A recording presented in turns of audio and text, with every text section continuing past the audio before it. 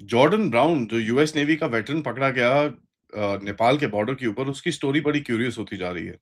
Central agencies ने इनका investigation take over किया है और कहीं ना कहीं बड़ी इंटरेस्टिंग सी डिटेल्स बाहर आ रही हैं। आइए देखते हैं क्या है। नमस्कार, जय हिंद, जय Bharat and welcome to deaf talks. This is Adi Achint. Jordan brown, आप सबको पता है, 2 दिन पहले सनौल पिलर नंबर 516 के सामने ये यूपी नेपाल बॉर्डर के ऊपर वहां पर पकड़ा गया। और ये केस धीरे-धीरे करके सीरियस होता जा रहा है। एक इमिग्रेशन वायलेशन की तरफ से तो है ही है, बट कहीं न कहीं और भी कई चीज़ें हैं। नाउ एक यूएस मिलिट्री का वेटरन, ठीक है, जो अलिजेडली स्पेशल फोर्सेस में काम कर चुका है, सिरौली बॉर्डर, महाराजगंज, उत्तर प्रदेश में पिलर नंबर 516 के सामने पकड़ा जाता है। कोई इसके पास पासपोर्ट नहीं होता, कोई चीज़ें नहीं होती और इसके पास 2-3 फ़ोन होते हैं, थोड़ा कैश होता है और एक और कई डॉक्यूमेंट्स होते हैं जो बड़े इंटरेस्टिंग हैं, अलिजेडली। Let me say that very clearly. Allegedly इसके पास चाइनीज पासपोर्ट रिकवर होता है। ठीक है जी, चाइनीज पासपोर्ट रिकवर होता है। क्यों?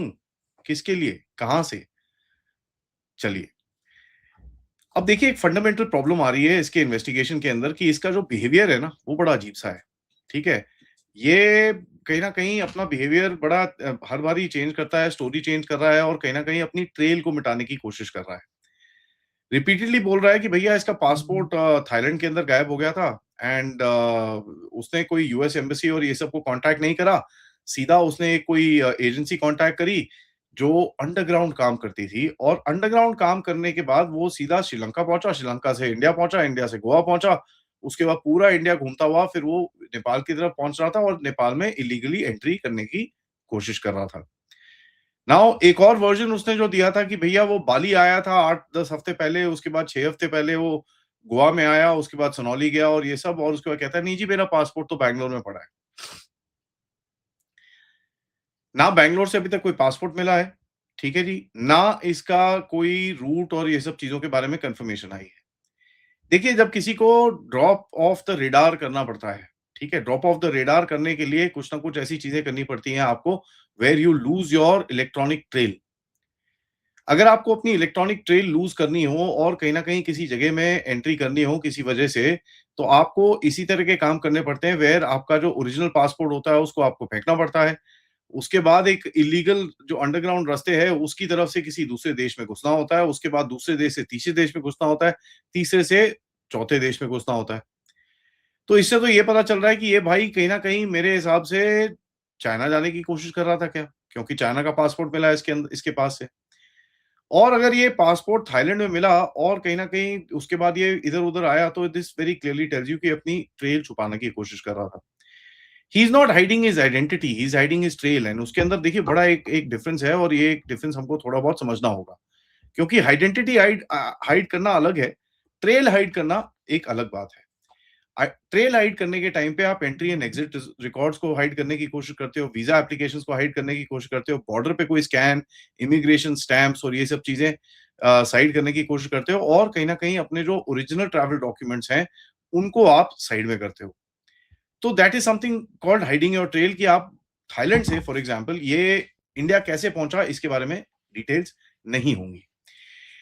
नाउ जो सेंट्रल एजेंसीज की तरफ से और इमिग्रेशन एजेंट की तरफ से जो वेरिफिकेशन अभी इस टाइम पे चल रही है कि भाई इसका पासपोर्ट और ये सब चीजें जो ये क्लेम कर रहा है बैंगलोर में है, बैंगलोर में तो खैर अभी तक कोई रेड वेड नहीं हुई है। ठीक है, तो इन्वेस्टिगेटर्स ये भी देखने की कोशिश कर रहे हैं कि रिकंस्ट्रक्ट करते हैं कि भाई इसकी जर्नी जो इंडिया के आसपास रही है वो किस तरह रही है, क्योंकि 2-3 सेलफोन मिले हैं इसके पास से। ठीक है, जो सेलफोन मिले हैं, पैसे मिले हैं और ये सब चीजें मिली हैं तो कहीं ना कहीं वो उससे आप पता कर लोगे। अब देखिए, कोई भी बैंगलोर का एक्विंटेंस के बारे में नाम नहीं बता रहा, कह रहा कोई है। और नेपाल वाले बंदे के बारे में भी नाम नहीं बता रहा, कह रहा कोई है, नाज नाज करके बोली जा रहा है। तो ये सबसे बड़ा डेवलपमेंट है। ठीक है जी। नाउ ये जो नेपाल का कॉन्टैक्ट है, इसका पूरा नाम क्या है, एड्रेस क्या है, रिलायबल कॉन्टैक्ट डिटेल्स क्या है, किस क्या काम करता है, क्या नहीं करता, ये सब चीजें पता नहीं है। बैंगलोर के बारे में भी सेम केस है। ठीक है जी, और अभी तक कोई भी रेड वेड बैंगलोर में नहीं हुई है, तो अगर यहाँ पर रेड्स होनी शुरू हो जाती हैं कोई जगह पे, कहीं पे पुलिस वाले कुछ एक्शन कर रहे होते तो हमको पता चल जाता क्या हो रहा है। ना अगर चाइनीज पासपोर्ट है, नेपालीज करेंसी है, रिलीजियस बुक्स हैं और उसके बाद एक कोई एआई पावर्ड ट्रांसलेशन डिवाइस है, एक सेल फोन है और ये सब चीजें 31,000 के करीब में कैश है। This actually tells you this is a tactical movement kit, ठीक है? टैक्टिकल मूवमेंट किट है ये, एक बंदे की जो एक क्राउड में घूमना चाहता है एंड कहीं न कहीं अब चाइनीज़ पासपोर्ट इसका जेन्युइन है कि नहीं है, ठीक है? उसके अंदर होल्डर कौन है, क्या फ़ोटोग्राफ है, क्या नहीं है, कहाँ से मिला उसको, ये सब चीज़ों के बारे में कोई भी अभी डिटेल्स नहीं है। लेकिन जो सबसे ज़्यादा डिटेल्स अभी बाहर निकली हैं, वो हैं मिलिट्री टैक्टिक्स की। कि साहब जब इसको पकड़ने जा रहे थे, तो ये प्रॉपर मिलिट्री टैक्टिक्स डिस्प्ले कर रहा था कि किस तरह से अवॉइड करना है।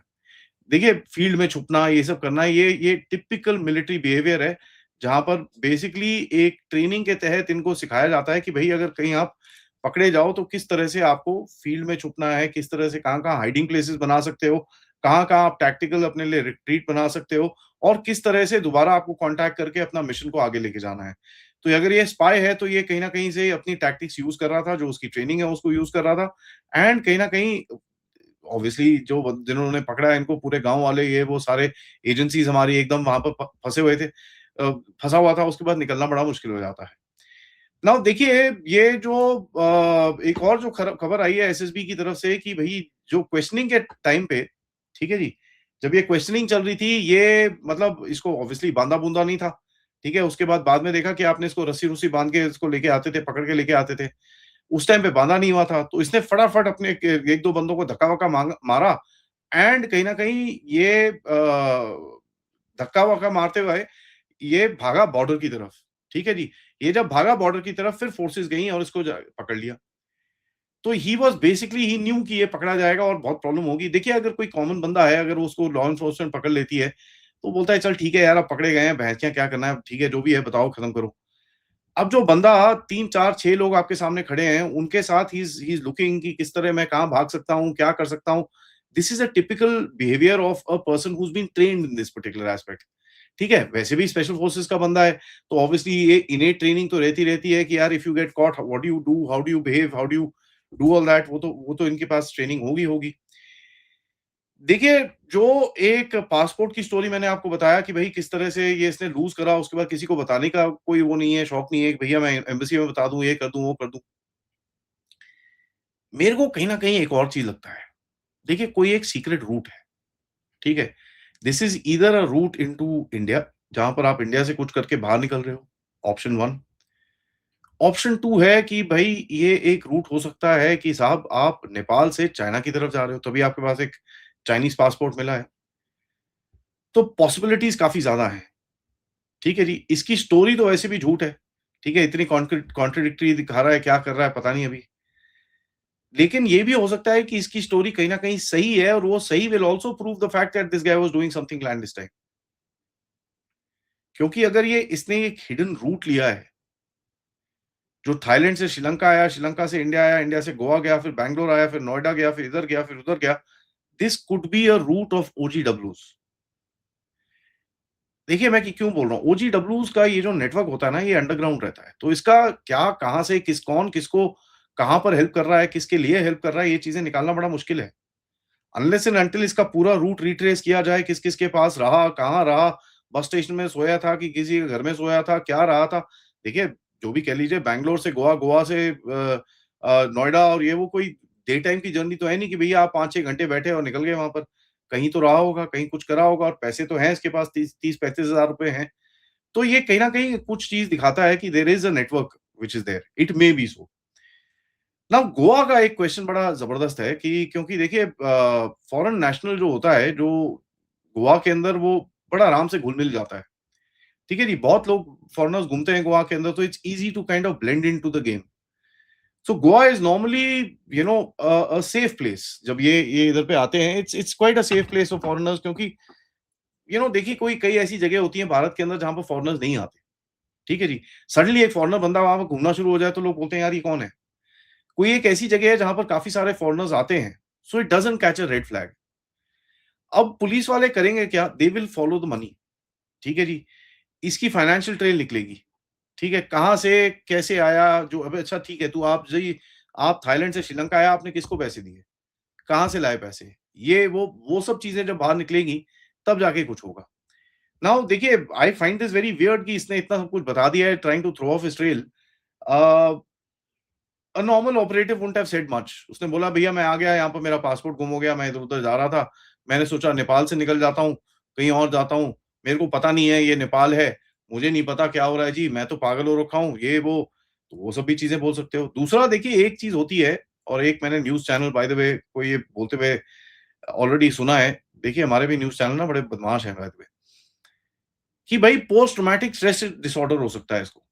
कि भई ये यूएस स्पेशल फोर्सेस का बंदा है, इसने काफ़ी एक्शन-वैक्शन देखा है, तो इसको एकदम ही गायब हो गया है, इसको पता ही नहीं चल रहा है ये है कहाँ पर, हो क्या रहा है, क्या नहीं करना है, क्या करना है, वो सब इसको बिल्कुल भी समझ में नहीं आ रहा। अब ये हमारा न्यूज़ चैनल बोल रहा है, तो आपको समझ में आना चाहिए कि कहीं न कहीं पे पैसे कहीं न कहीं पहुँचे हैं फॉर द कवर अप। ठीक है जी, फ़ोन से पूरी इसकी हिस्ट्री, ज्योग्राफी, सिविक्स निकलेगी, उसके बारे में अभी तक पब्लिक में कुछ आया नहीं है। पब्लिक में अभी तक कुछ भी मतलब डालने से पहले एजेंसीज़ 5 बार ही सोचेंगी कि क्या-क्या चीज़ डाल सकते हैं और किस चीज़ से इनको एक रिस्पॉन्स मिलेगा। ठीक है? इस टाइम पे what the agencies are looking for कि भई कहीं न कहीं अगर इसके बंदे हैं और हम एक सेट इन्फॉर्मेशन का रिलीज़ करते हैं फॉर एग्ज़ाम्पल कि भई ये दिल्ली में रहा था, हमारे पास ये है, हम रेड कंडक्ट कर रहे हैं। होगा क्या है ये दिल्ली में जहाँ-जहाँ पर रहा था, जहाँ-जहाँ इसके ओजीडब्ल्यूज़ थे, वो सारे फड़फड़ाने शुरू हो जाएँगे and they will start making frantic phone calls to find out हो क्या रहा है, क्या नहीं हो रहा। क्योंकि देखिए अपनी तो जान सबको बचानी होती है। तो जैसे ही ये होगा तो I think after that the agencies will look at कि भई कौन-कौन फड़फड़ाया, किधर पे फड़फड़ाया, कितना फड़फड़ाया। इसके फ़ोन पे इसने डेटा डिलीट तो किया नहीं होगा, तो काफ़ी और भी वहाँ पर चीज़ें निकलेगा। अब जो एक स्ट्रक्चरल पैरेलल है, जहाँ पर मैथ्यू वैन डायक और ये सब चीज़ें मैंने 1-2 दिन पहले भी आपके सामने रखी थी, ये बड़ा इंटरेस्टिंग है और कहीं न कहीं ये यूएस के जो रिटायर्ड स्पेशल फोर्सेस के बंदे हैं, they roaming around inside the country tells you something is happening here. या तो भारत में कुछ हो रहा है, या नेपाल में कुछ हो रहा है, या चाइना में कुछ हो रहा है। ठीक है? Something is happening here. To my mind अगर मैं 100 में से मेरे को नंबर देने हो, तो मैं बोलूँगा भई 45 के करीब में नंबर है कि वो चाइना में ये तिब्बत का कुछ गेम खेलने की कोशिश कर रहा है और ये कहीं इधर पे या तो चाइनीज़ एजेंट्स के साथ मिलके एक चाइनीज़ पासपोर्ट लेके उधर पे घुसने की कोशिश कर रहा है, समथिंग इज़ देयर। 20, 25, 30% मेरा रहेगा कि भई ये भारत के अंदर कुछ करने की कोशिश कर रहा था, इसने अपना पासपोर्ट ट्रेल छोड़ा है और ये भागने की कोशिश कर रहा था। ठीक है जी, वहाँ पर नेपाल में कोई इसका एजेंट-वेजेंट होगा जो इसको दूसरा पासपोर्ट देके वहाँ से निकाल देगा। एंड बाकी 10-20% है जो मेरा जो बचा बचा है वो ये कहता है कि भैया ये बंदा he is just trying to get something. ये कोई और मिशन पे है। ठीक है? Either he is completely mad, इसको पता नहीं है क्या हो रहा है और ये इधर पे खड़ा हुआ था, व्हिच डज़न्ट सीम सो, क्योंकि जो जिस तरह से इसने थ्रो ऑफ करा है, भागने की कोशिश करी है, ये सब चीज़ें करी हैं, it tells you there is something little more deeper. ठीक है जी? अब वो डीपर क्या है, धीरे-धीरे करके हमारी इन्वेस्टिगेशंस एजेंसीज़ दिखाएँगी एंड उसका हम वेट करते रहेंगे and we will try and see what we find out of it and आपके साथ हम प्रेज़ेंट करते रहेंगे। इसी बात में वीडियो को लाइक करिए, सब्सक्राइब करिए and share this with your friends and families end of course अगर आप इस चैनल की तरफ सपोर्ट या कंट्रीब्यूट करना चाहें तो please use the QR code या फिर पेपैल या फिर सुपर स्टिकर, सुपर चैट से आप सपोर्ट कर सकते हैं। मिलते हैं थोड़ी देर में मनीष राय जी से, तब बात करेंगे मिडल ईस्ट की। तब तक नमस्कार, जय हिंद, जय भारत।